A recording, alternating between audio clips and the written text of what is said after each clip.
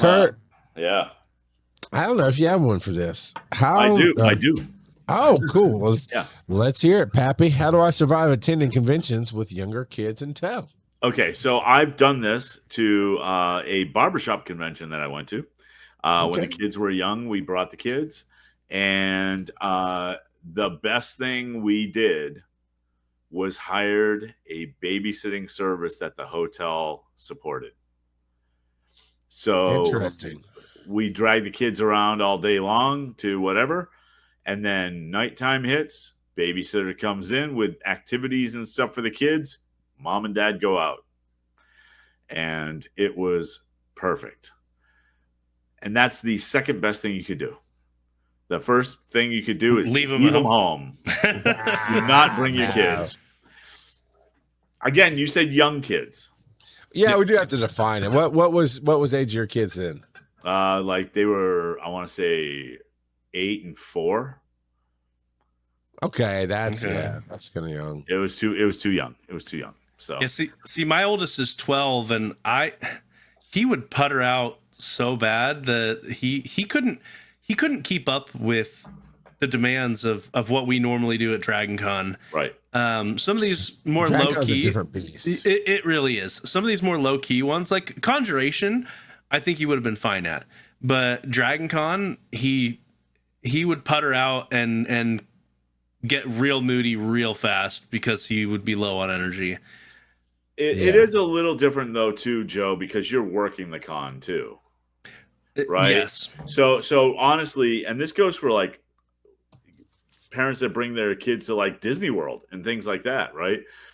Honestly, the best thing to do, plan to take a break mid-afternoon. Yeah. And just that's just an adjustment you got to make, right? And like whether it's go back to the room, go hang out in the pool and just chill, but away from all the stimulus, and just take a break, take a nap, whatever.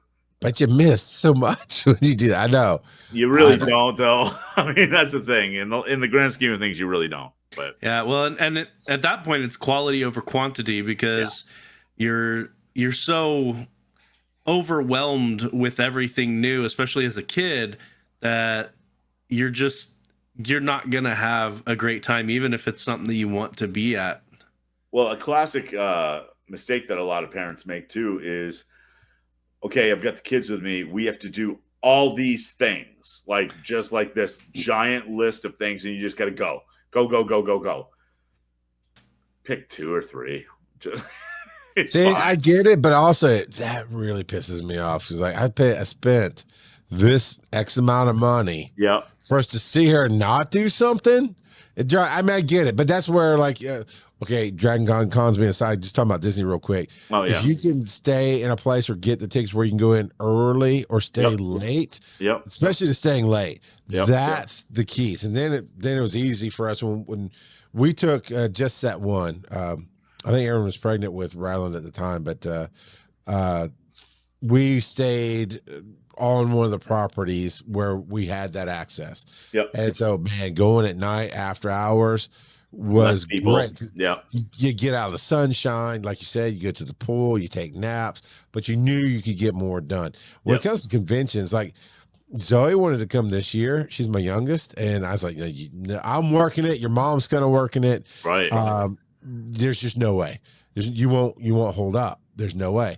And Erin actually spends more of her time walking back and forth to the hotel room than she doesn't do anything really at the con. But supposedly next year, and I don't know if they got the tickets or not, but Erin is going to bring the 2 kids. Like, we're not doing the food part anymore, and she's just going to go wander the con, and they'll stay with me in my hotel room or whatever. The 2 older kids this year came; they volunteered. I don't think they're going to do that again. Crosby might, but I don't think Oakland is. But they got to participate some. But they're 19 and 18 basically. So yeah, with Dragon Con, it's like, to me, this is because I will always work it. You know, that's just what I do. I mean, even if I'm not officially working it, I will have a show. Or I have multiple shows, I'm sure, that I'll do there. And so in between, we'll see. It all depends on, again, if I can come as talent and get them covered, I'll take them to Dragon Con kind of thing, but it's so big, so I don't have to worry about the money. But the little ones, like Crosby's gone to Atlanta Comic Con 3 or 4 years. Zoe, I think, went with me this year. Rylan, because the kids' ticket is very inexpensive, and it's a lower level con. It's not so crazy. It's not so many people. I am working it, so I get in for free anyway. But I only have, I don't know, 3 or 4, two panels a day at most. Not even that. So I have 3 or 4 panels through the whole thing. So then I can take them through the booths, and they're not really they don't really want to sit and hear the celebrities. Like you said, Joe, Convergence would be a great one because kids come in on Saturday and they do their thing and they leave. It's enough there to do that and go home. But dude, Kurt, that would be a killer service to start up the Mother of Dragons babysitting service for Dragon Con. Yeah. For the parents. It's like, I know Steven, he did half the con he normally does when his wife and kid came because he wants to spend time with his kid. And when they crash, he wants to be there for him and stuff. But I know, like, in a whole different way as a creator, I'm not trying to speak for Steven, but this is how I kind of see it. And I think this is what he was saying. It's like, in a different way, he loves bringing them, but he also, as a creator, loves that they're not coming. I think they didn't come this last year. It's just a different con for him. Yes. Yeah. Yeah. It's honestly, it's like going on vacation. It really is like going on vacation with your kids versus without your kids. It's a different experience altogether. Yep. Yeah. You just need a place that does stuff with the kids. Like, I don't know that Chattacon. No, I didn't pay that much attention. I don't think my kids would like Chattacon. I think a lot Conjuration they would like a fair bit of. Yeah. But yeah, Chattacon was very author focused, and I don't think they would. There were kids there, but I think there were kids that basically grew up in it. Yeah, kind of thing. So, what are you thinking? When are you going to let the old Malachi come out? I've told my boys that they're not coming to Dragon Con until they're at least 16, where I don't have to sit there and be with them the entire time. Kelsey, the reality is if it's before 16, Kelsey just needs to come and take them around, which is another beast in of itself, Yep. Yeah. Because you're not going to be together, Kelsey. I get it. It's when we work the way we work, it's like, why should I bother? And I kind of get that, I don't know. Anything to not do a bad dad joke. So I think we can really dive more into this topic. Here. It is. Kelsey says here, I'd love to come. It's a lot of work. It is, absolutely. And the cost factor, even if somehow we could, and I can't guarantee that we could, even if we could swing extra passes, and the food. At that point, Joe, I don't think y'all can stay in the studio. This is gonna be a little awkward and crowded for you. Yep. So now you got place. So there's a lot, and it blows my mind, guys. I went through this in real quick. Honestly, what do you think when you see couples with kids under 3 at Dragon Con?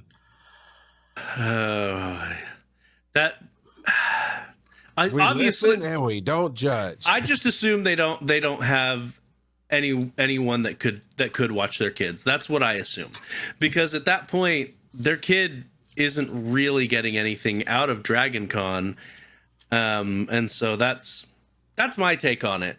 And I kind of, maybe I shouldn't, but I make assumptions about their life, and I feel sorry that they don't have anyone that they could count on to watch their kid. That's a little bit of a sad, dark path. It is, but that's I don't see it. That's what goes through my head.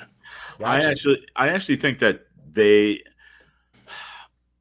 because I think we all know how much work that would be, right? If we were, even if we weren't working it, right? Going. I like to think, and maybe I'm wrong, but I'd like to think that they understand that they have a room fairly nearby, and they're just gonna take multiple breaks.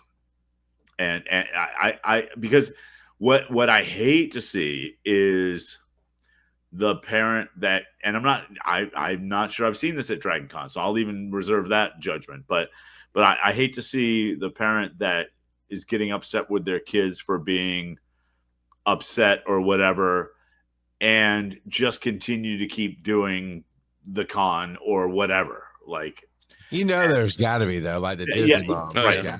right. And so I'm just, it just, I hope that most of the parents that bring the really young kids like that just understand they need to take the break, and they take multiple breaks throughout the day. I hope. Now, see, I go more to a positive. I'm like the opposite of Joe.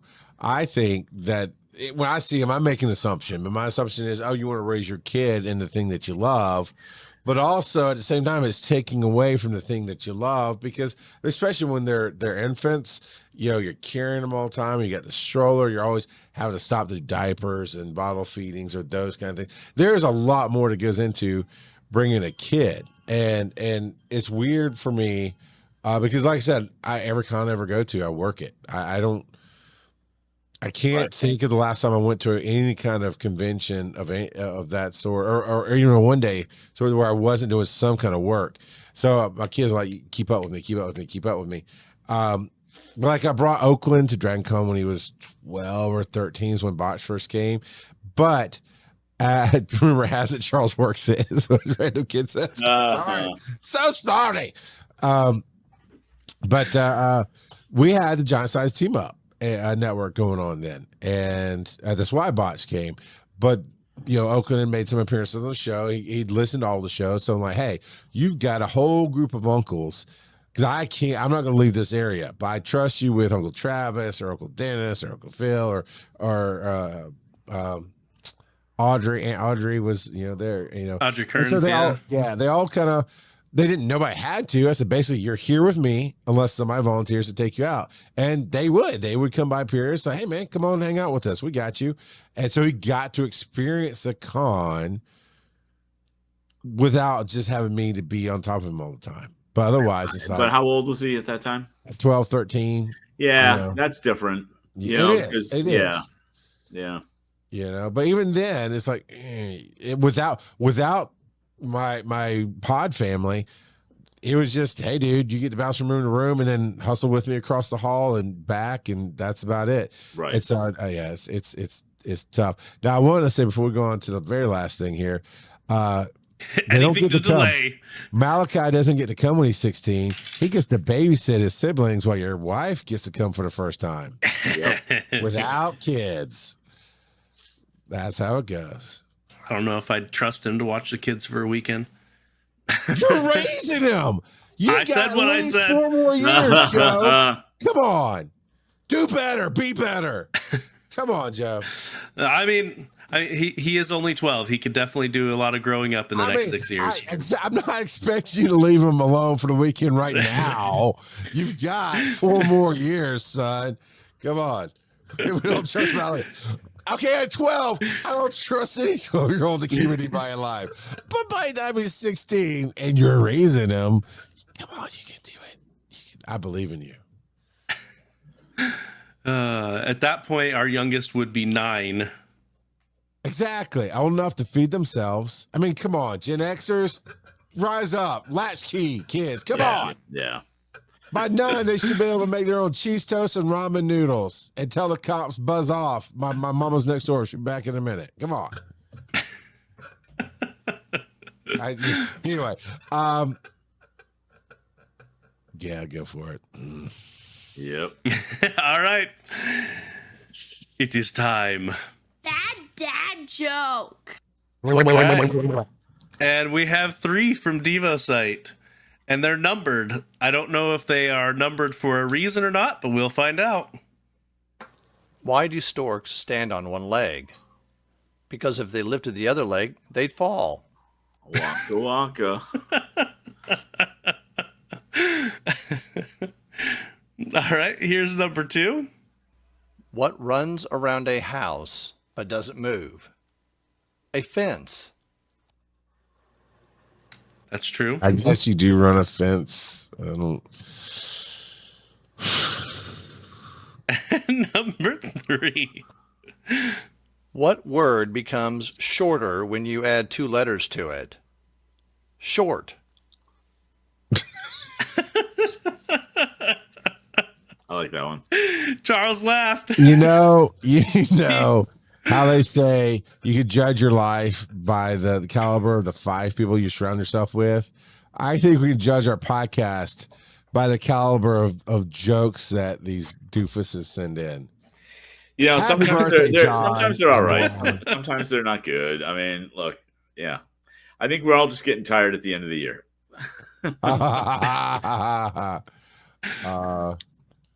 Let's see.